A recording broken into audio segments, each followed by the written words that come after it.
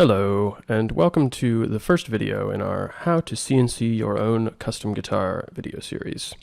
I'm Connors, luthier at Combine Guitars, and I'm going to be walking you through the first step in CNCing your own custom guitar, which is actually modeling the thing. So there's a number of different softwares you could use to do this, but I'm going to be demoing this process in Fusion 360 for three main reasons. First, the software is free for the average user. It's quite accessible. Second, it allows us to do both the CAD design and the CNC programming, also known as CAM, in a single piece of software. And lastly, Fusion 360 is parametric, and I'll go over what that means in just a moment. Now, I want to start by saying that this isn't a Fusion 360 tutorial per se, but rather an overview of some of the order of operations for designing a guitar. Many different pieces of parametric software can do the things that I'm going to show you. So if you have a software that you prefer, you're welcome to still use that. But I like using Fusion 360. So before I begin here, let me just explain what is parametric modeling. So simply put, parametric modeling is the modeling process that allows you to change the shape of the model simply by modifying a dimensional value. If the model is constrained correctly, large changes can be completed in seconds. That would take minutes or even hours in standard 3D modeling software that is not parametric. So before we dive in, I'm just going to give you an example of that. So we'll take a look at these dice inlays. You can see they have tons of constraints on them. But what this allows us to do is, say we're unhappy with the width of these dice here, we can go and change a single value here and change it from the 1/8 of an inch to, I don't know, say 4 millimeters. Let's do 5 millimeters. And they all change. And just go back and forth here, you can see. There's about 131 dots here. So if we were to make all these changes by hand, it would take a considerable amount of time. So you can already see where the time saving is by being parametric. All right, so with that out of the way, let's dive right in. So I'm going to go back to the very start of my design here. And the very first thing we're going to do is create a sketch that is the scale length. The scale length is the single most important measurement when designing a guitar. It determines your bridge position, your fret locations, a whole bunch of different things. So we start with the scale length. We're then going to create two offset planes. One at the nut position, or the 0 fret position if you're using a 0 fret, and another at the 12th fret position. And these are necessary for our next two sketches, which is the, let me turn that on for you here, the neck shape. So we can start by creating our shape here. I am creating a neck that uses standard American Strat measurements. That's just what I chose to use for this design. So we've got our 0.78 inch thick neck with our standard nut size. And then for the 12th fret, let me just hide the 0 one there, we have your standard 0.87 inch thickness. Now, the cool thing about Fusion 360 and parametric software in general is when we go to the next step and create our loft, which is going to just automatically create the shape here, we can change this shape very easily. So say I decide, you know what, this is a little thick. I actually would prefer it to be more like this. And we finish the sketch, and you can see the neck shape has changed to account for that. So a change you make early on in the model will cascade forward to all following changes, which allows for easy revisions. So let me just undo that. All right, so moving on here, we are going to create another offset plane over here. And this is where the end of the fretboard is going to be. And then we will do an offset face operation to extend our current shape to here. And as you can see, the offset face operation maintains the extending shape that we have going on here. We're then going to create another offset plane. This is going to be at our 17th fret location, and this is where we want to start our neck joint. You could change the location of the beginning of the neck joint based on your personal preference, but I'm going to start at the 17th. So we're then going to do a split operation to cut our neck down there. Just going to hide these two sketches here. So we're going to split the neck, and then we're going to extrude out the bottom part of this shape down to the height of our body. So we're going to have our body be 46 millimeters thick there from the top of the flat portion of the neck. We're then going to run a sketch to create the shape of our neck joint. This is just a very simple curve for the bottom of our joint. You can get as complex as you want. If you want to, make some funky shapes to have a really interesting looking neck joint, you can. That's all personal preference. But I'm just going to leave it like that. And then we are going to run a loft operation between this point here, this point here, and the bottom of our sketch to create this shape. Afterwards, we will do a split body using that object here to split it into two pieces, and then we can remove the excess material, and we are left with a relatively clean looking neck joint.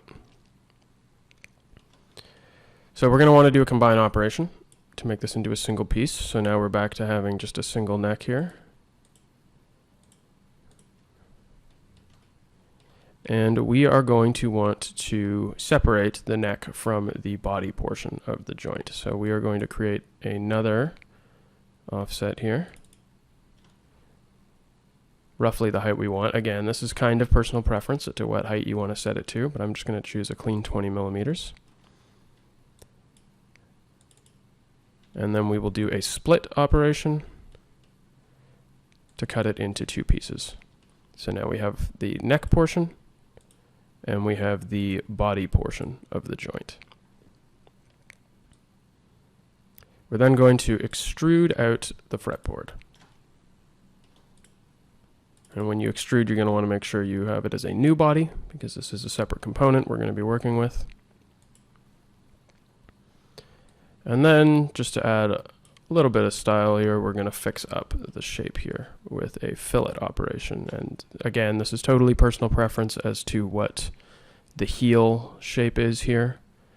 You could leave it as squared corners if you'd like. I like the look of a rounded joint. So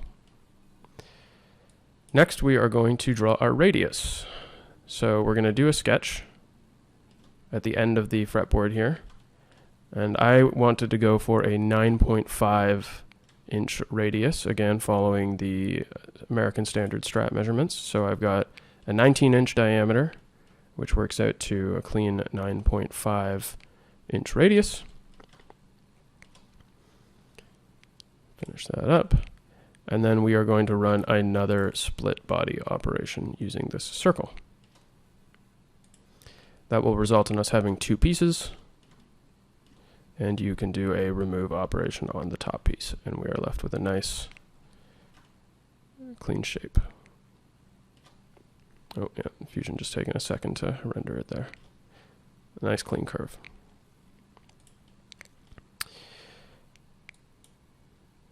So now we are going to work on the headstock. So first we need to do an offset for where our nut is going to be.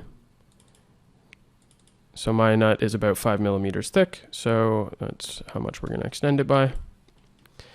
And then we are going to create another offset plane.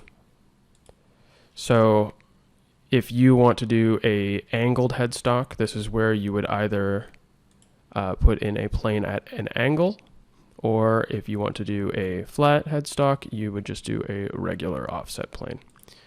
Following the strat measurements I'm doing, I'm going to be doing a flat headstock, so that's fine.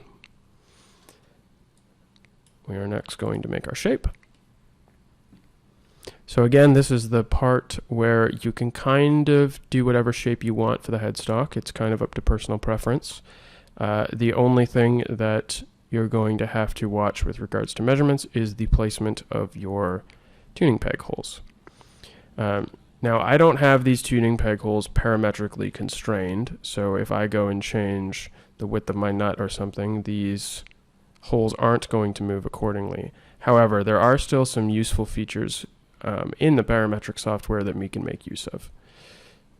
So I start by creating these two lines here at the edge of my fretboard, which allows me to then create these two lines, which are parallel to the edge of my fretboard.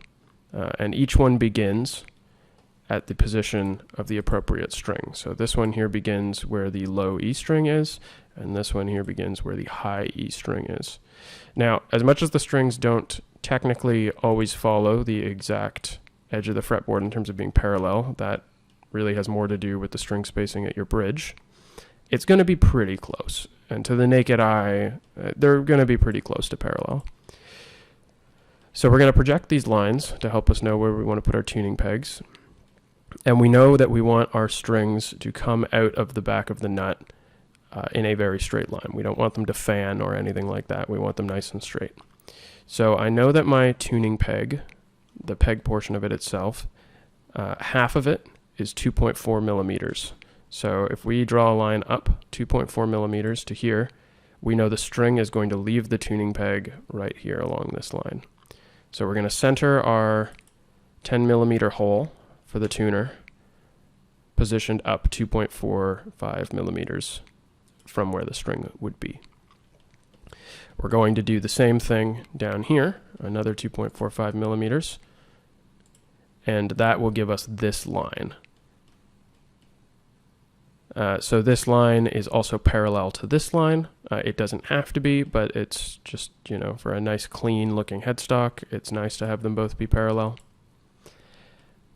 And then we can do what's called a project operation, or sorry, a pattern operation along this line to create our extra holes. So that about finishes up with the headstock. We can then extrude the shape to the thickness we want. I'm going to go with a thickness of 14.75 millimeters. Again, this is personal preference. And then I'm going to move it into the position I want with a move operation. So this particular position I have chosen because the bottom here is flush with the bottom of the neck over here. Let me just show you that. This here and this here are flush with each other, which is going to make our lives a lot easier when machining this on the CNC later. You don't have to make them line, it just makes things a lot easier. So next up, we are going to do a loft operation to connect these two pieces. So now that they're connected, we can do some cleanup on this joint. Now, cleaning up the joint between these two can be simple or it can be complex, depending on how specific a vision you have in mind for the shape. I'm not too picky about the shape, personally, so I'm just going to run a few simple fillet operations and get a reasonably nice looking transition here. We'll clean this up again a bit later when we add some bevels and fillets to the headstock itself, but for now I'm satisfied with this. So next up we're going to draw the truss rod. Let me just hide the fretboard here. So these are the measurements for my particular truss rod. And you got a little curve on the end there, so everything fits nice and snug. You can change these measurements to whatever, like let's say you, in the last moment, realize you have to get a different truss rod, so you want to machine it differently. Okay, that's fine.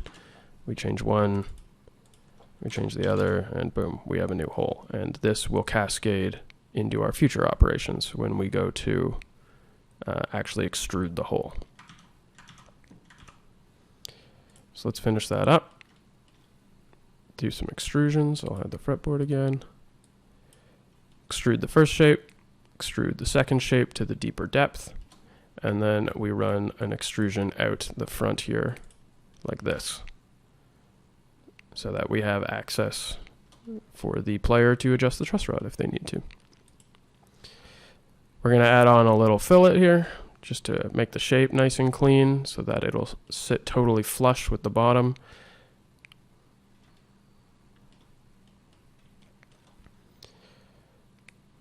Next, we are going to move on to doing the ferrules.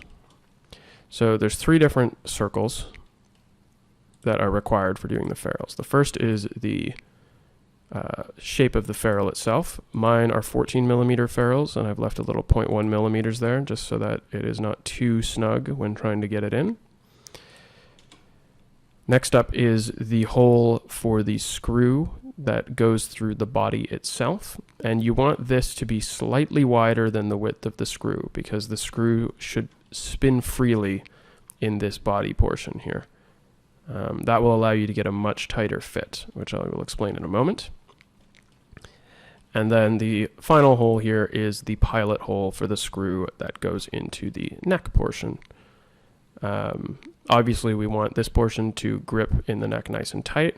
So what ends up happening if you have room for it to spin freely here, but it is tight here, is as you tighten it into the neck here, it will just naturally pull itself nice and tight to the body portion of your heel. You will have a much harder time getting a very tight fit if the threads are gripping in this hole as well as this hole. So now we're just going to do our extrusions here to create these holes. Nice. And now we are going to move on to the body. Now, the body here is where you get a lot of creative freedom. The particular design I'm doing is improving upon one of the first guitar designs I did way back in the day, which, if I'm being honest, was not a great design. It has some flaws with it, but I want to come back to it and make it better. So I brought it in for reference. You could insert a canvas or a picture instead if you wanted, but I've chosen to insert a 3D model. I'm going to position it into roughly the spot where I want it to be, and then we are going to do a sketch over top of it. I'm just going to hide my source model here. And so this is roughly the shape of the body that I want to use. So once we've got our shape, we can finish sketch, and we can extrude out the shape. Now we need to do a little cleanup to make sure that it is actually going to be functional within the context of our model. So we are going to lower the surface just a tad to create that space we need for the pick guard and for the bridge to sit nicely. And then we are going to do a symmetrical extrusion, a cut operation, to clean out this portion of the body. So once that's done, we have something kind of like this. And then we are going to do some removing operations on these extra pegs that don't need to be here. And lastly, we will do a combine operation, merging this heel with this piece here. So now we have one solid body piece, as you can see.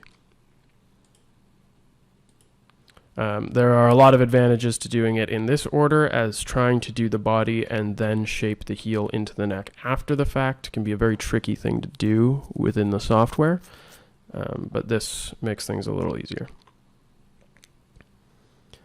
So next up, we are going to do our bridge. So let me just show my canvas here. I have inserted a canvas of my Gotha bridge, which I would like to use for this design. Fusion 360, and I'm sure many other parametric modeling softwares, have the option to calibrate a canvas. So I will just quickly go over that. Once you've positioned it in the spot that you want, you go calibrate. You'll click one end here, one end here, and then you'll type in the number that should be. So because I know that this is a 75 millimeters from here to here, I can type that in and it will automatically resize this canvas to fit within the scale that we're working with in this design. I've already done this, so that's why the number is pretty much bang on there. And that will allow us to use this image as an accurate reference and know that the measurements are correct.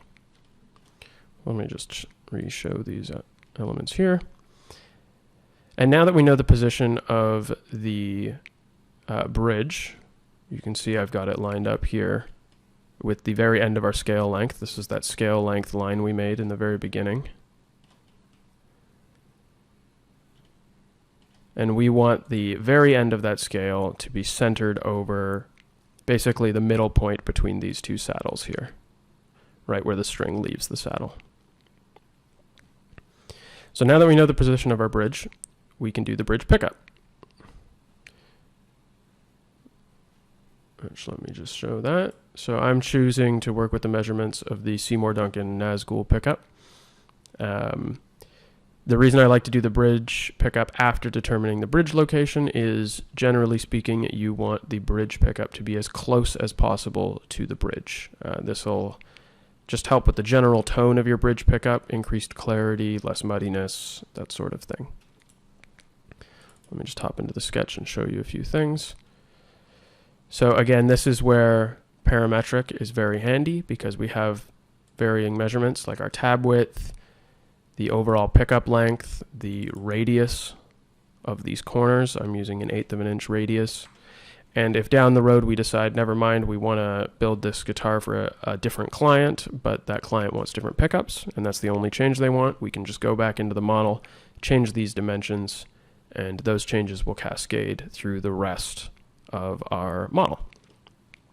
Save you a lot of time. So once we're done with that, we'll finish the sketch, and we'll move on to our next two pickups. I'm choosing to use hot rails for this. If I wasn't using different pickups, I could just copy the sketch or mirror the sketch into this position over here, but I am instead choosing to use different pickups. So we get those in here. Again, same thing as the last time. Parametric features are very handy here for ensuring we can change this down the road if we want to. And then we will run an extrusion to make our holes. Then we're going to do some work with the bridge. Advance a step here. And I will create the holes. This isn't something you have to put into your model necessarily. You could drill these by hand after the fact if you wanted to. However, since we're seeing it anyways, we might as well just get it in and save ourselves the time. So we've got these holes here, which are going to go part way down for the bridge screws, and we have these holes here, which are going to go all the way through the body because we are using a string through body design. So let me just advance here, these extrusions. And now we have the shallow ones where our screws are going to go. I'll make those a little deeper by hand later, just because I'm not sure at the moment how long my screws are going to be for that. And then we have these other holes that go all the way through the body to create our string through. Next up, we are going to do the ferrules for the strings. So I'm using 9.5 millimeter string ferrules, so 9.6, same as the ferrules on the neck. We just leave that extra 0.1 millimeters just so that way it's not too snug. And then when we're done, we will extrude the holes.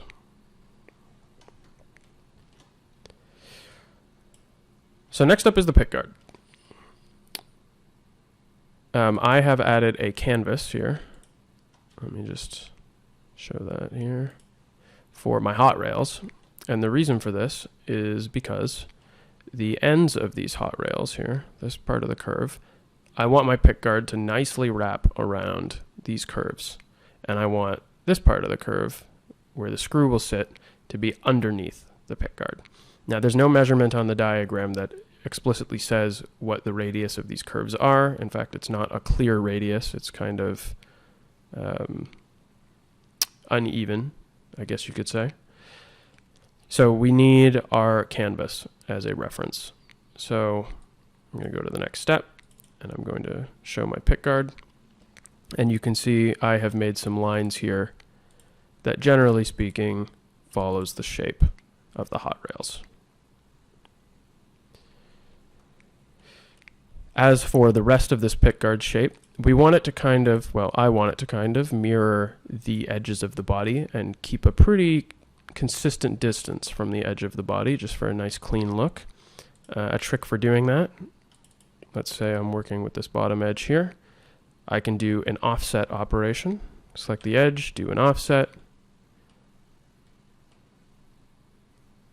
and then drag in this line here. Now, as you can see, this offset is not perfect. It has some hard corners here where we want nice rounded corners, but the offset gives us a pretty good basis for where it is we want to draw our pickguard lines. So let me just cancel that. Once we're happy with the shape, we can finish sketch, and we can do an extrusion to create a new body. And as you can see, this body fits quite nicely with our pickups, where we have the tabs of the hot rails underneath the edge of the pickup, but the pickups will come through. Similarly with our humbucker over here, tabs are underneath, but the pickup itself comes through.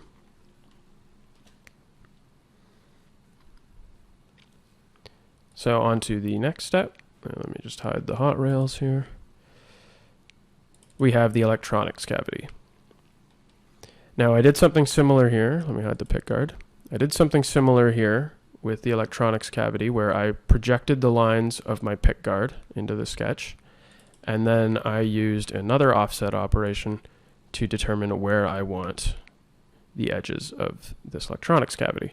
This is less important than the pickguard shape, because this isn't something anyone's going to see while the pickguard is on the guitar. However, just from a builder perspective, it's nice to have everything be pretty consistent and look nice under the hood. So you can use that to get your general shape. You'll then add on a few custom lines to make sure it connects with your pickup cavity. And when we're done, we can finish sketch and do an extrude into the body to create our shape. Next up, we are going to be doing the placement of the electronic slots. So I'm going to show my pickguard again here.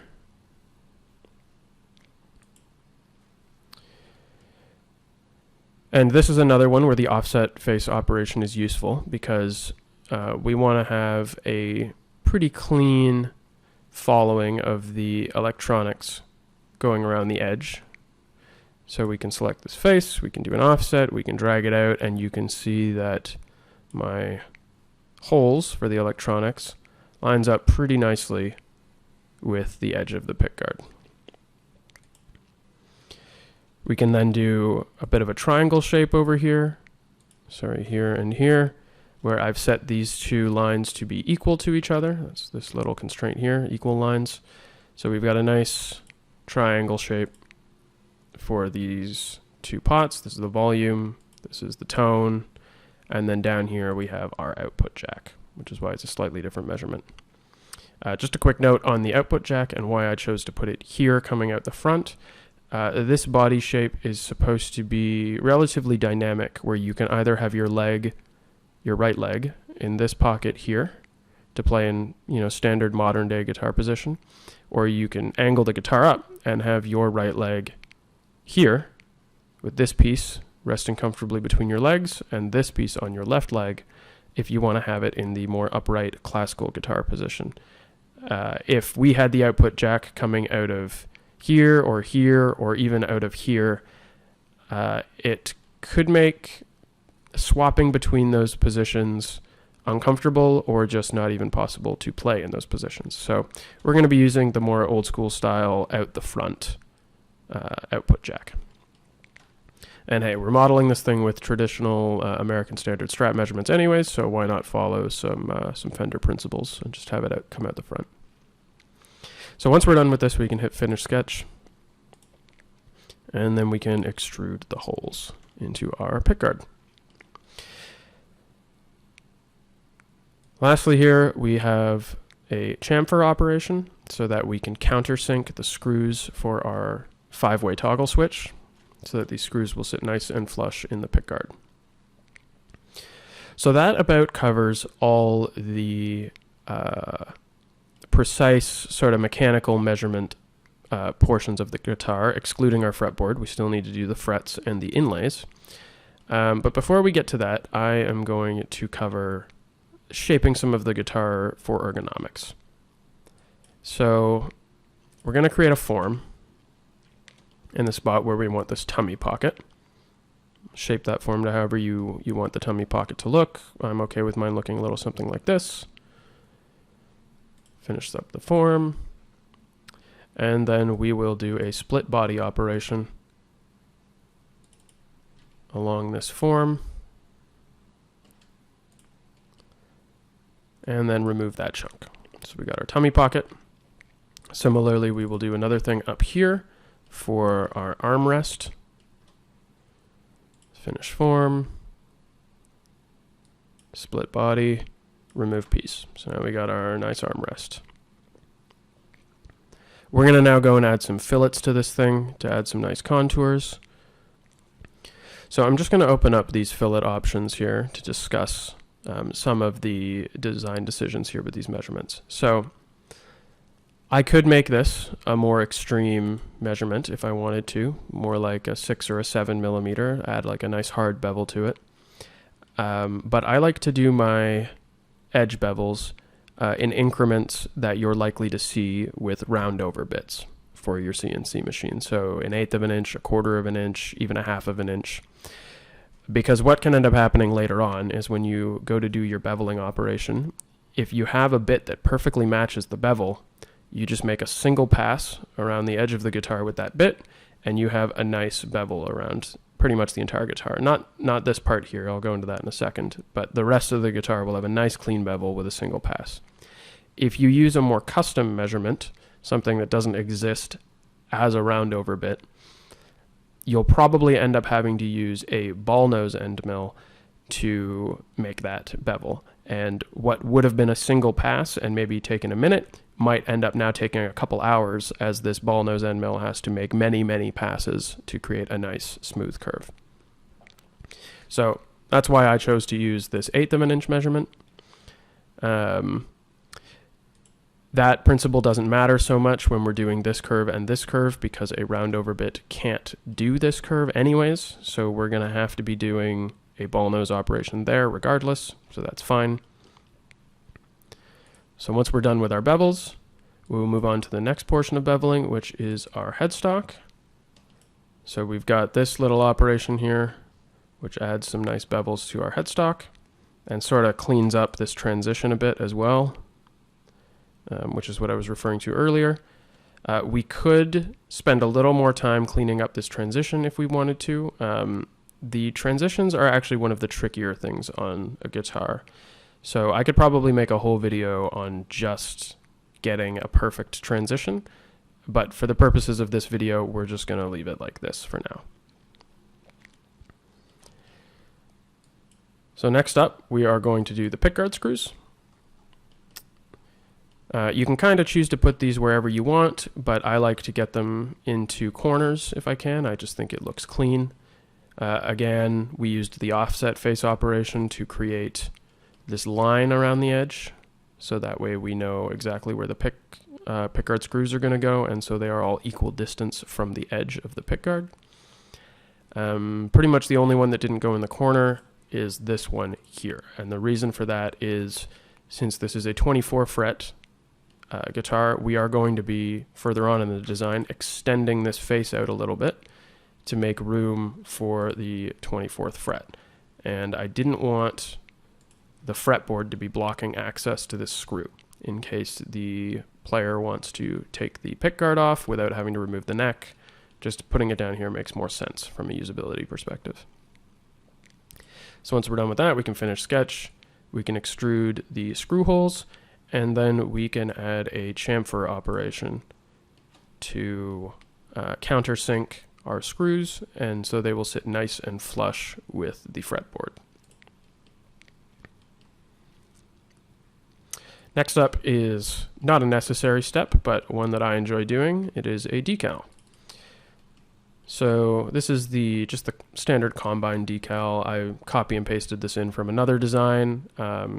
Could have rebuilt it in the model, but wasn't really necessary. In terms of positioning it, we have this offset line here, which, just like in the other operations, you can create an offset line like this and help get your thing in the exact position you want. We could have just used a standard water slide or vinyl decal,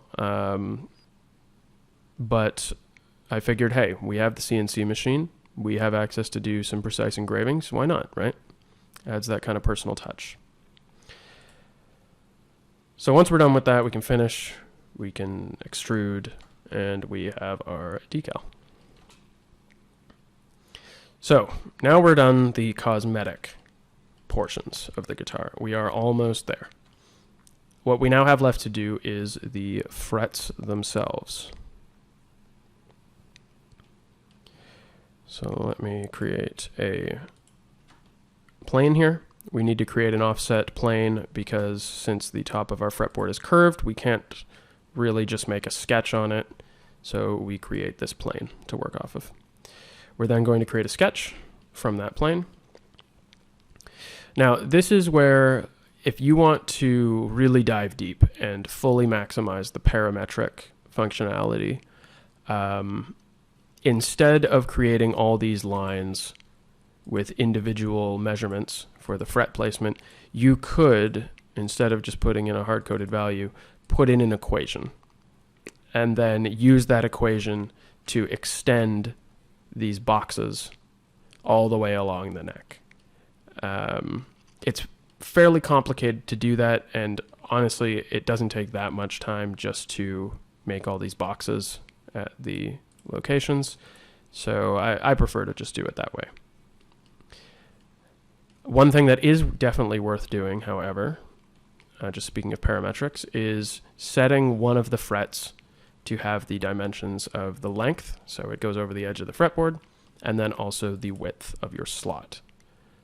So I have my width of my slot set to 0.7, and the reason that's useful is because let's say you machine your test fretboard and you find that the slots aren't wide enough. Well, what you can do now is just say, okay, I need an extra 0.1 millimeters, let's set it to 0.8, and boom, all our frets just adjusted because they all have an equal constraint to be set to this fret. So I'll just go back and forth here. You can see they're all changing. So once we're satisfied with our frets, we can finish sketch.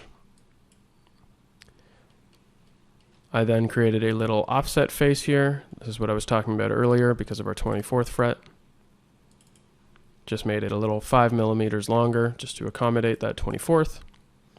And then we extrude down. Now I just want to make a note here about the extrusion. So we drew our sketch on a flat plane, but we are extruding down to a curved plane. So something interesting you can do if you want to get a nice curved line here is set the extend type to object and the extend to selected face. And even though we're working off a flat sketch, it will cause the extrusion to match the radius of the fretboard here. So that way we're not taking away too much material and creating a totally flat line along here. Why would we want to do that? So one reason is if you're taking away less material, you're spending less time machining with the CNC, and time is always valuable, of course. The other reason too is if our slots don't go quite as deep, we're leaving more wood and increasing the overall strength of the fretboard. So once we're done with that, we've got our cut.